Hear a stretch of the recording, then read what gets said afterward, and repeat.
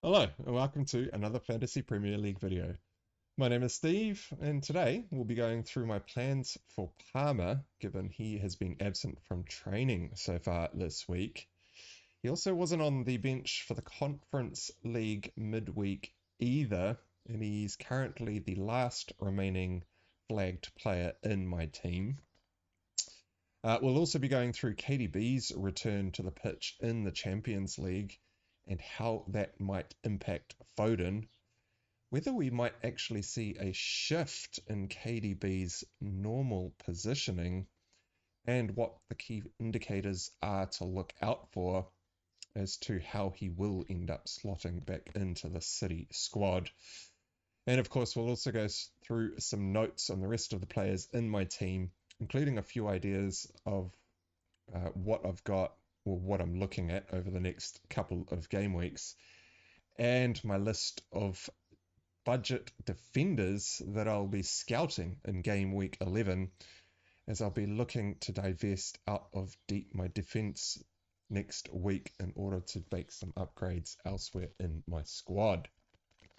So before we jump into it, make sure to give this video a thumbs up and subscribe to the channel, especially if you get any value out of the following content. Right, so my plans for Palmer. Now, first of all, Palmer's injury didn't at all look too severe when I watched it back on the replay. Now, the challenge was in about the 4th minute of additional time, and Martinez went in and caught him with his studs on the knee or up around the knee, as Martinez sort of slipped into the challenge. Now, there wasn't a hell of a lot of force behind the impact, and it didn't look like it twisted Palmer's knee in any sort of unnatural way. Now, of course, if Martinez had have actually caught him on the inside of the knee pushing outwards, I'd probably be a lot more concerned, as that is how ACL injuries are typically done. Probably should have already also been a red card for Martinez too, by the way. He was pretty lucky to only pick up a yellow for that.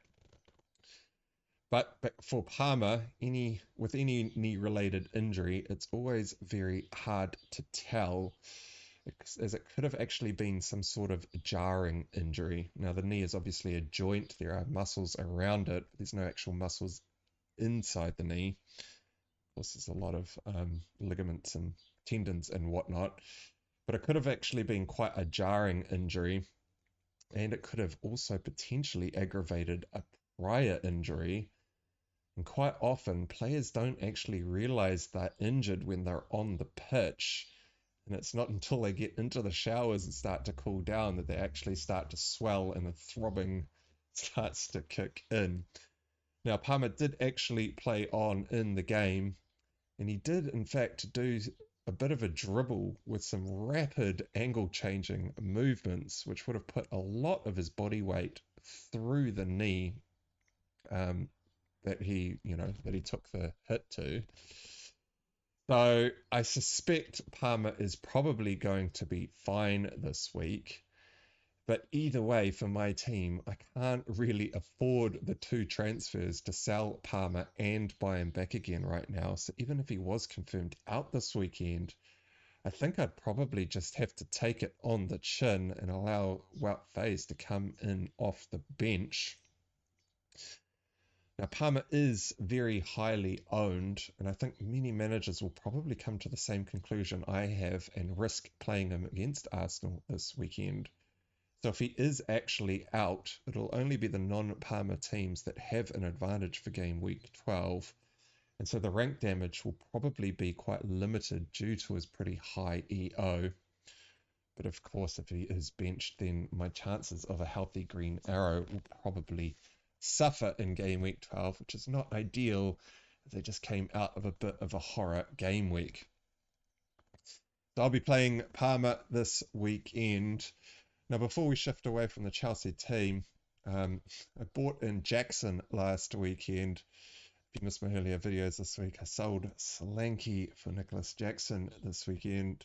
And of course, Jackson went and picked up his 4th yellow card in the 4th minute of injury time, which added insult to the injury of bringing him in last week. It was another yellow card for dissent, as he was actually mouthing off at the ref for Martinez's challenge on Palmer. This does show that Jackson clearly hasn't learned from his numerous lessons last year, that he just can't talk back to the ref without copping yellow cards. And that puts Jackson on 4 yellow cards, meaning that if he receives his 5th yellow before 19 games for Chelsea are completed, he will have to serve a 1-match Premier League suspension that will not be able to be served in any of the domestic competitions. Of course, Jackson's obviously going to get himself a 5th yellow card across this run of the next 12, where are we? Game week 11, the next few game weeks up until game week 19, which will probably mean that I will either have to play with 10 men at one point before game week 19, or I might need to start thinking about investing a little bit more money into my bench. Now, hopefully, Jackson does some sort of Diogo Costa and goes on an absolute tear of scoring goals whilst managing to keep himself out of the referee's book. But I do imagine that odds on that he will probably receive his 5th yellow card, and it could even be as early as the fixture against Arsenal this weekend. Now, in terms of the Arsenal fixture, Arsenal have actually had 2 really tough games in the lead up to this match. They lost 1-0 to Newcastle last weekend, which was played at St James's Park. They then had to go to San Siro in Italy to play Inter Milan midweek in the Champions League, which they also lost 1-0. So they'll now be visiting the Bridge for the 3rd game on the trot. They'll be coming up against a fully rested Chelsea team too, as Chelsea played their predictable reserve team in the Conference League midweek. And so I am actually quietly confident in Nicholas Jackson's prospects here, although it does heavily depend on a couple of things. One, of course, would be Palmer being fit, which I think odds on Palmer will be fit. But also, to a certain extent, having Gusto in the team also makes a massive difference to Chelsea's go forward. Now, Gusto came off at half-time last week, and so I suppose there is a small chance that he isn't in the squad. Reece James is playing left back in front of Cucurella. Gusto came off at half-time. Reece James switched to right back, and Cucurella came on at left back. To all of you out there, I actually think Gusto is a far stronger right back to Chelsea than what Reece James is, especially considering the inverting role that Maresca is asking of Gusto. So I think Gusto is firmly first choice ahead of Reece James. Either way, Jackson still has it in him to do a lot of damage in any match, which is why I brought him in early. So hopefully we end up seeing an end-to-end battle this weekend, as I think that'll end up suiting the fresh legs of Chelsea. Right, so Phil Foden in my team. Now, Foden actually had the 3rd top expected goal involvement last week of 1.04.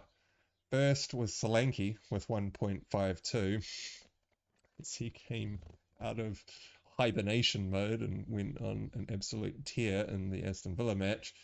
Second place last weekend was Bruno Fernandes, down at 1.37. Now, he could be a really interesting differential across this next run of 3 fixtures for any of you out there who do have Bruno Fernandes. Third was Phil Foden at 1.04, and then 4th was Haaland at 0.9 expected goals involvement. Now, Foden scored in the Champions League this week, midweek. He also scored in the previous Champions League fixture. He also scored in the Champions League fixture before that as well, but he has yet to start his goal scoring tally in the Premier League, picking up only an assist for me, and I think he got a clean sheet point for the 3 weeks that I have owned him. And I really need him to pull some points in for me this week in the Premier League, as I actually have quite a lot riding on Foden. Now, the tentative plans for Foden heading into game week 12 was that I was going to use Foden as a make-way for Saka. Now, the looming suspension for Jackson may end up meaning that I might have to hold on to Foden longer than I had anticipated. Now, this might not be all too bad, as Foden is actually a pretty big differential. The numbers are there, and he is scoring in the non-Premier League competitions. But additionally, in the Man City lineup, if KDB gets 20 minutes at the end of this fixture, I'll be very tempted to hold on to Foden for a little longer than I had initially planned as well. But of course, this will heavily depend on KDB's involvement. The last year, Foden and KDB played a lot of last season together on the pitch and actually managed to build up quite a lot of chemistry.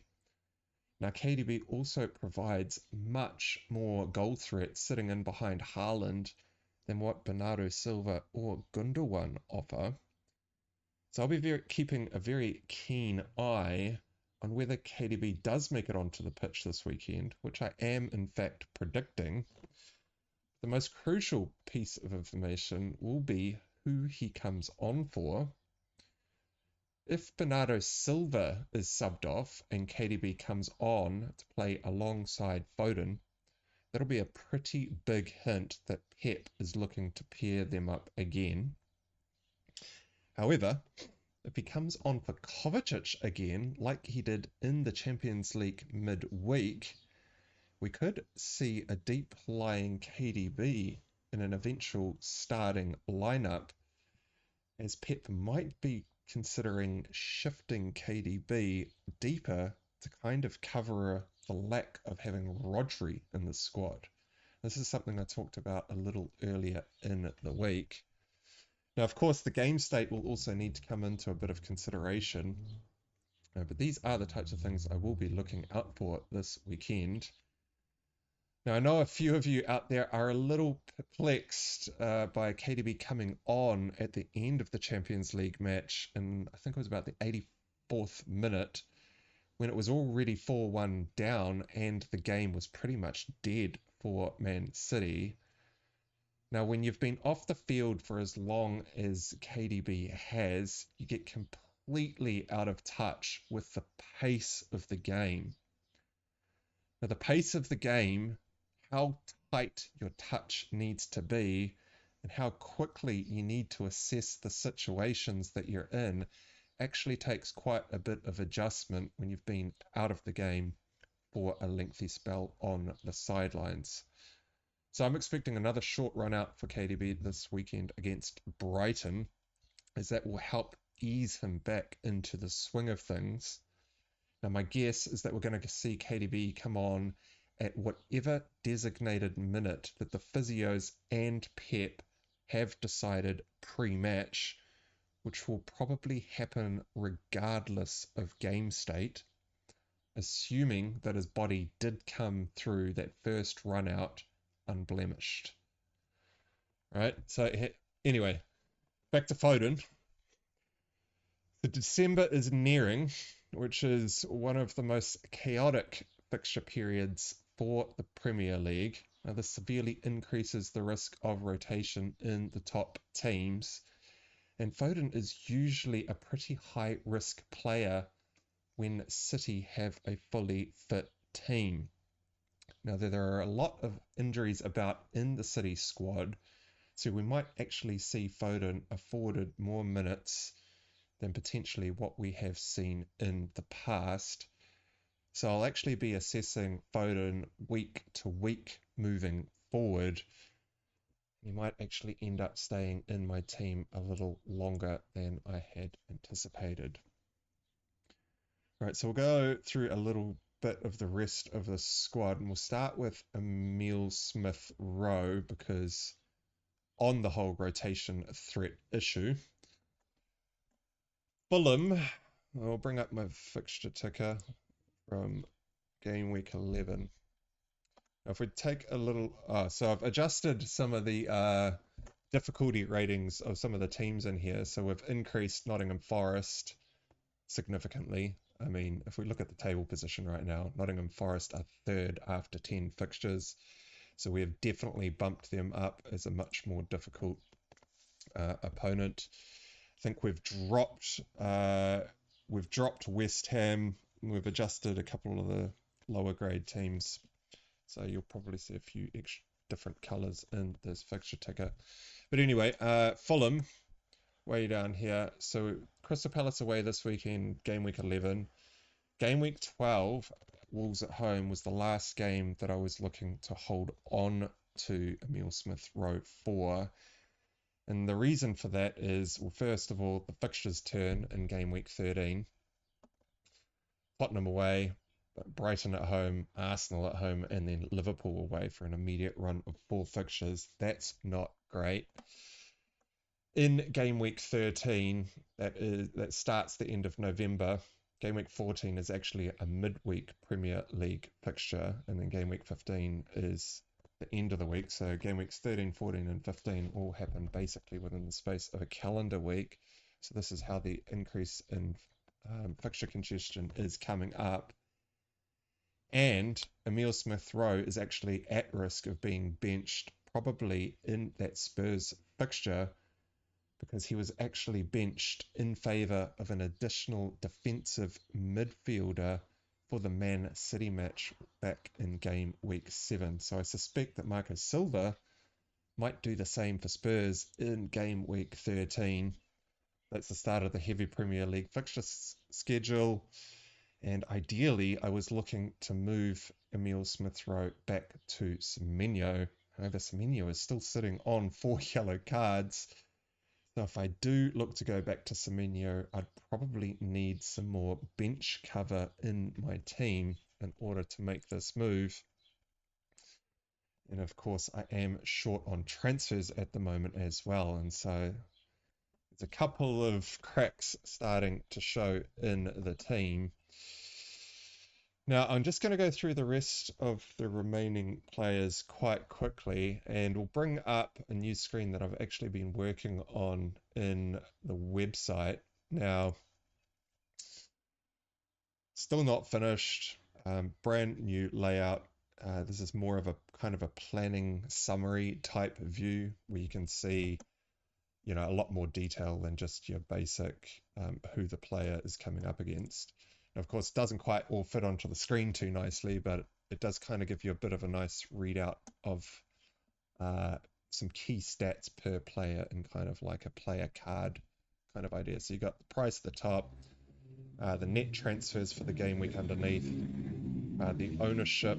Currently looking at global ownership here. I hope that motorbike that's just gone past isn't too loud on the microphone there. The number of starts they've had per 90 minutes. For the keepers, it's the expected goals prevented. We've added in the yellow cards that they're on for the season, which is kind of important. As you'll see down here, Kanate, it's got a little flag up here as he's on 3 yellow cards. So he's only 2 away from a suspension. So is Cole Palmer, by the way. He's on 3 yellows, so he could end up picking up a suspension sometime soon. And of course, Nicholas Jackson down here. It's on 4 yellow cards. I will actually be updating some of the icons. They're not finished yet, but it does provide a little bit of an overview of things to look out for. You've also got the profit that you've made on the player. So I've made nothing on Raya at the moment. I've got 0.1 profit on Kanate and a buyback cost of 0.2 million on Kanate. So you can very quickly see here, if you want to sell a player, how much it's going to cost you roughly to buy him back again. So Haaland would be a 0.2 reinvestment in order to pick Haaland back up again. And then down the left, you've got season stats. So Cole Palmer is 4th in the Golden Boot race. He's 6th in terms of season marksmanship. So that's goals minus XG across all players in the Premier League, currently coming 6th. He is 2nd in assists for the Premier League and is 2nd on the bonus point system total for the first 10 fixtures of the Premier League. So this is a little quick overview. Also gives you the next 3 opponents and their difficulty colorings, which you also don't have on this in a screenshot view, which you'd probably see more typically floating around on the likes of Twitter and whatnot. But anyway, so in terms of defenders in my squad, now I was aware that game week 11 was going to be pretty tough for my team, as half of my team were going to have pretty difficult fixtures on paper this game week. So I've got a double up in the Arsenal defense of Raya and Net and Gabriel coming up against Chelsea away. Their run of fixtures from game week 12 is just insane. That's why they're still in the team, and I just knew that I was going to end up playing them in these matches. So we're here now, and that's just going to be a plan that is followed through with.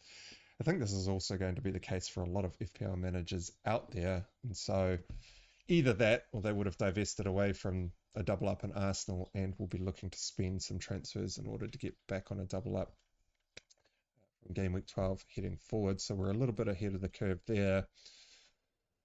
I've got no plans to sell Kanate either. He's got a semi-difficult fixture at home to Aston Villa this week. But of course, we do know that Liverpool's defensive numbers have been outstanding so far this season. And I did pick up Kanate for, I think it was 5.1 million. So I've got profit of 0.1 million and a buyback cost of 0.2 in Kanate already. Pedro Porro's got Ipswich at home. Of course, he's not going anywhere, but it will probably be his last fixture or game week in my team, as I'll be looking to sell him ahead of Man City next week. And I'll be looking to replace him with a budget enabler. We'll go through my scout list of budget enablers in a minute. Rodgers has a tough game away to Liverpool this weekend, but he's just too much value for money to be selling him, losing 0.2 million of funds in order to have to buy him out just to avoid a couple of tricky fixtures of Liverpool away and Chelsea away. These are 2 fixtures I think that Aston Villa might actually grab a goal in. So he'll be sticking around in my team for the foreseeable future. I mean, Mbuemo is going nowhere from my squad for at least the next 3 fixtures. He's got Bournemouth at home, Everton away, and Leicester at home. On pens nailed, just going nowhere from my squad. I've got way more. He would be a luxury transfer out, even if I was considering selling him. Kanade and Palmer, as I've mentioned, are already on 3 yellow cards, and so this is contributing towards me thinking that I may need to assess my bench moving forward, as I'm probably going to end up copping a suspension or 2 before game week 19 completes. That's basically the squad. I'll be captaining Haaland this week. Hopefully he starts banging some goals in. I really need him to actually pull a haul in to validate actually holding on to the lad at 15.1 million. So I will be rolling my transfer this week to have 2 free transfers coming out of the international break, which is between game weeks 11 and 12. But to end this off, we'll just very quickly go through my scout list of budget enablers in defense for game week 11. So these will be the players that I'll be looking to bring into my team in game week 12 for Pedro Porro. Now, I'll either be looking to buy Saka for Foden in game week 12, which was my original move, but I am now thinking I might need to pivot away from that and upgrade my bench in order to cover what is probably going to transpire up until game week 19. So I am going to be shopping around for a defender in game week 11. So top of that list is going to be, well, the one player that I will be keeping an eye out for will be Aït-Nouri. I mean, he's a very heavily discussed defender in the community. However, I mean, Wolves' expected goals conceded is 19 across the first 10 game weeks of the season, expected to concede about two goals on average per game. They've currently conceded 27 goals, which is almost 3 goals per game. Now, the fixtures are screaming out for some sort of Wolves defensive investment. However, they are conceding so many goals that the likelihood of a Wolves defender conceding 2 to 4 goals per game is actually pretty high. So therefore, a player like Aït-Nouri is going to have to have more than enough attacking threat to counteract the negative points that he'll probably receive for goals conceded in these fixtures. So that means he's probably going to need multiple returns in order to get into the bonus points as well. So does Aït-Nouri, we'll be keeping an eye out for him this weekend, but I'll be on the back of my mind will be, does Aït-Nouri look like he's going to go absolutely mad as an attacking defensive player? Or is there any hint that the Wolves squad have actually tightened up and are going to stop conceding 3 goals per game heading forward? Next on the list of budget enablers will be Aina and Milinkovic at Nottingham Forest. Now, Forest host Newcastle this week, which will be the third serious test of their defense so far this season. Forest have already come up against, I mean, if we order this by table position, Forest are third. We just have a quick look at the past results. They had to play Chelsea in game week 7. They only conceded 1 goal. They played Liverpool in game week 4 and actually won that 1-0. I mean, the rest of the teams aren't super tough, but they have put together some pretty good performances against some pretty top teams. However, this next run of 4 fixtures from Nottingham Forest is pretty tough. Newcastle at home, Arsenal away, Ipswich at home in 13 before Man City away in 14. This will definitely be a test of their defensive prospects. However, the clean sheet potential for cheap defenders across the Premier League is basically non-existent. So you don't actually really need to consider the clean sheet potential for a Forest defender. It's almost actually an added bonus to investing in any Forest defender, as they will come with a little bit more clean sheet potential than most. However, their attacking threat is probably going to be quite limited across this immediate run of 4 fixtures. And so I'll be having a look to see whether or not they have enough attacking threat and defensive solidity to warrant going against this run of immediate fixtures. Probably not going to turn my head for investment. The last 2 players, though, Mazraoui is right up there in terms of differential picks. Now, we won't be able to garner much from Mazraoui's positioning from this game week, as Amorim will be taking the reins next week and will be deploying a wing-back system, whereas Ruud van Nistelrooy is currently playing a 4-2-3-1. However, this weekend's viewing will be all about how Mazraoui performs, as this fixture will be the key indicator that Amorim uses to pick his starting lineup for game week 12. And the most likely 3 at the back system that Amorim is almost certainly going to deploy at United might also shore up the defense for United. And so he could come with some clean sheet potential as well as a very advanced position if he does happen to nail down one of those wing back roles. And the final player on my scout list for game week 11 is actually Kadioglu at Brighton, as their fixtures significantly ease from game week 12. And just sort by the next 6 game weeks, Brighton are right up here, Bournemouth away, Southampton away, Southampton at home, Fulham away, Leicester away, Palace at home, West Ham away across the next 6. That's pretty good reading for Brighton. Now, Karaoglu has had 5 starts from the last 5 fixtures. He did only get a 45-minute run out against Spurs in game week 7. However, he did score against Liverpool last week, and he's actually been deployed at left back, and right midfield already. So he could get the odd game as an out-of-position defender at just 4.5 million, with a pretty good run of fixtures ahead of him. So I'll definitely be keeping an eye out for him in game week 11. And alright, well that wraps up this video. So don't forget to like and subscribe and leave us a comment to tell us what you think. Thanks for watching, and I'll see you all again next time.